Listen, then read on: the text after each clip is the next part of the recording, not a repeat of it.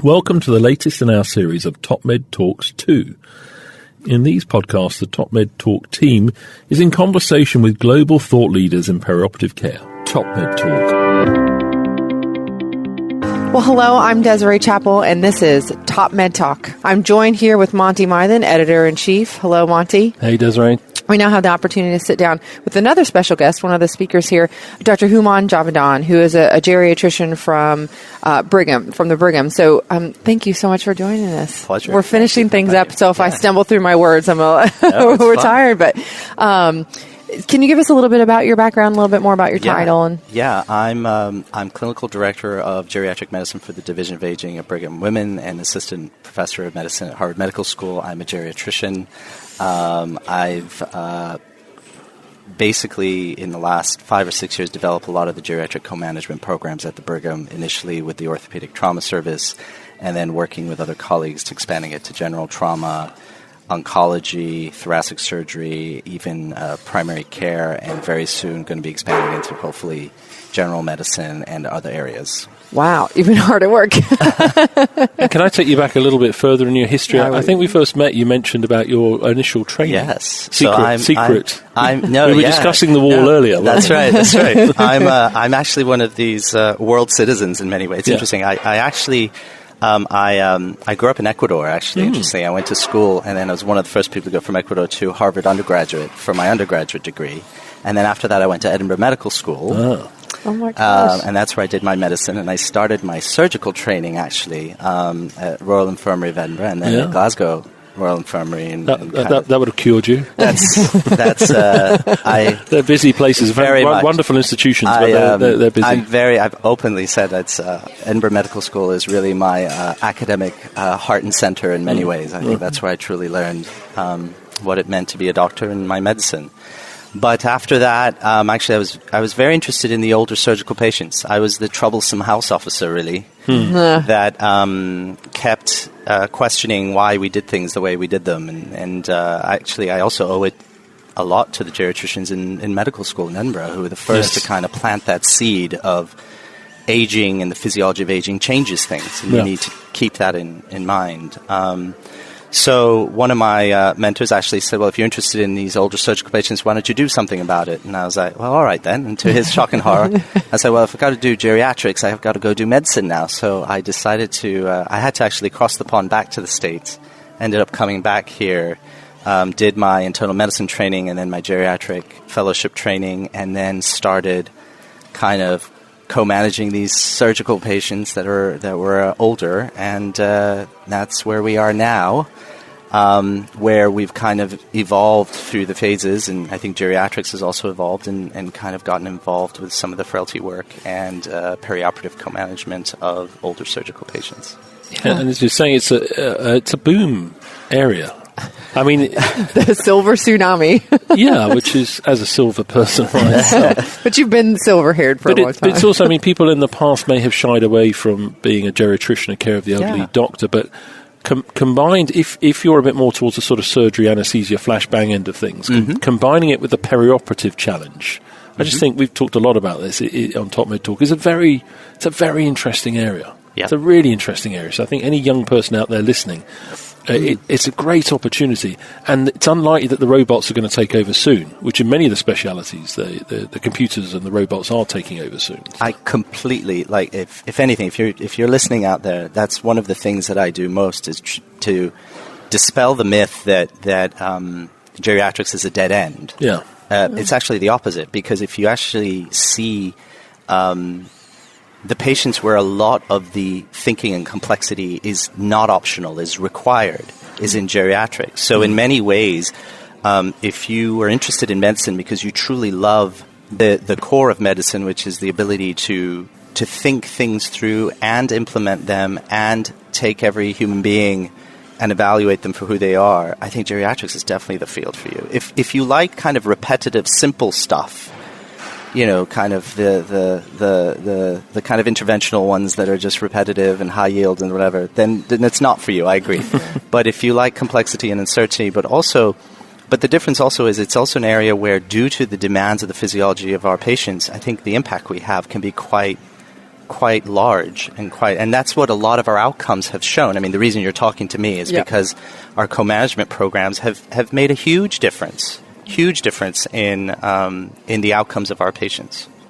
Yeah. Well, so, I mean, you were talking about frailty specifically quite a bit during the presentation here, and we do talk a lot about it on TopMedTalk. And one of the things I found really fascinating about what you were saying was that, a lot of people think, well, chronologically, they're elderly, they must have all the other problems, they're going to be frail, and I can tell. So you gave a figure of surgeons, rate of being able to determine frailty. The old kind of teaching was you can eyeball it. Yeah. You can eyeball it, and everybody... The handshake, you give them, and the truth is because, if they had one 90-year-old patient or even maybe 4 80-year-old patients, but... The problem is in the Silver Tsunami, I think this is the one comment I said to people is we've never had in history a period where people were living with the aging process, this many people. So a lot of our medicine actually hasn't been in this population. Yeah. And yet, being physicians, and I close, we have a certain arrogance around what we think we know because we're very, we believe to be very rigorous. But the truth is it doesn't matter how rigorous we were. If we haven't actually studied a lot of what's going on in patients who are aging, then we don't know. We're discovering, and we're in that process. Now, one thing we have done, and this is, like I said, the part that I advocate a lot around, is frailty is a way of measuring physiological age in a way, and that's and that is kind of sorting itself out right now, and that's thanks to a lot of work by Ken Rockwood and Linda Fried who've moved this forward, But the next question is, okay, now that you identify frailty, then what? And I think that the reason why I'm here today is because these geriatric co-managements, and Monty, you demonstrated with a lot of the work that you've been happening in the UK as well, and the British Geriatric Society and the Fit for Frailty and everything they're doing there, is that we're discovering what appropriate management of frail patients are. But I'm happy to report that on all fronts, everywhere in the world that we've looked, by bringing in this kind of thoughtful management based on this understanding of aging, we've been able to reduce delirium, improve quality of function and mortality and all these other things. But one of the biggest, I think, hardest challenges for geriatricians is that medicine is based on diseases. Mm-hmm. And one of the things I like to say is that aging is not a disease because it has 100% incidence, and by definition it doesn't qualify. The other element that I think is challenging and it's difficult for the medical community is a lot of the research arm has been based on diseases as well. Yeah. And no disease will have such an influx of patients or members, people who are going to be integrating these issues into their lives. So I think the time frame of the system of research also needs to be adjusted a little bit for our geriatric patients. And then the third element is just the potential of this population is another one that I think people dismiss and what they're able to do. Yeah, absolutely. Quite often I work mainly on intensive care. We often have alleged evidence-based discussions. We call ourselves evidence-based perioperative medicine. It's part of the strapline here.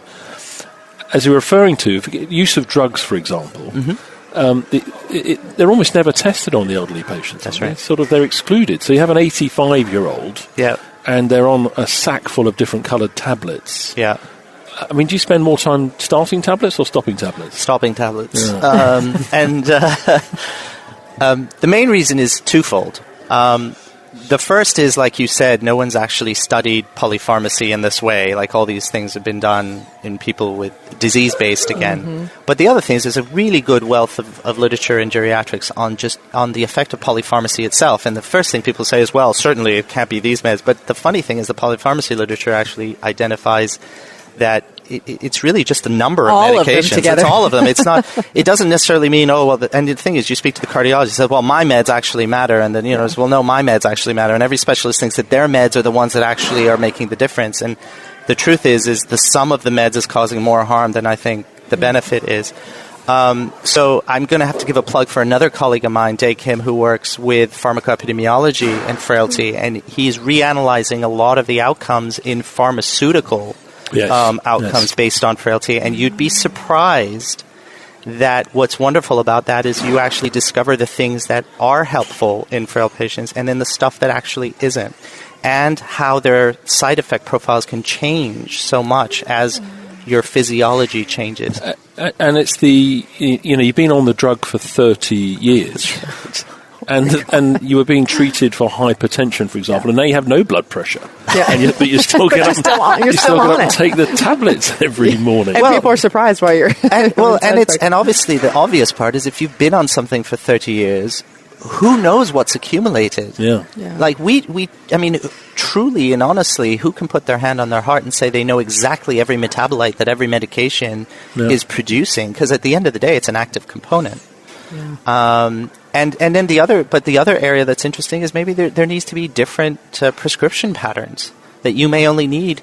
You mean like maybe 2-year bursts of something and then a 3-year holiday. I mean, who knows? Yeah, we're getting bombed by the people who are closing down. All that banging in the background is understandably very enthusiastic, and the hints are getting stronger to get us out of here. They are. If people listening want to know more about frailty and judging frailty, you gave a fantastic lecture about it. Where's the best place to look at the moment for a quick update? I would actually make a plug for the Fit for Frailty, the British Geriatric Society website. Excellent. I really would. I think they probably have some of the most comprehensive website around this with the best idea around it. Brilliant. So we'll get that in the show notes. We are, absolutely. Well, thank you so much for sitting down with us. I wish we'd have more time Well, hopefully we will sit down again for a much longer conversation. That would be great. Will. Yes, I was just very opinionated on a number of things. Well, I love it. Your enthusiasm and passion, those are the people that we are definitely drawn to. So thank you so much for a wonderful presentation, for sitting down with us, and we look forward to chatting with you again soon. Thank you. All right. Thank you cheers. for having me. Thank you so much. TopMed Nick Majorison here. Thank you for listening to TopMed Talk. Now, make sure you've subscribed to TopMed Talk on your podcatcher or however it is that you're listening to us at the moment. And you're spoilt for choice. We're on pretty much every single podcast platform you could think of. So make sure you've subscribed. Make sure you've engaged with us on social media, Twitter, Facebook, LinkedIn, YouTube. And make sure you've signed up for our email updates on topmedtalk.com. If you get yourself there, you'll find a website that contains all of the podcasts that we've ever done, and it gives you the chance to sign up for our email updates. That way we can always get in touch with you and tell you what we're up to. Oh, and while you're online, check out ebpom.org/meetings. Have a look, ebpom.org/meetings.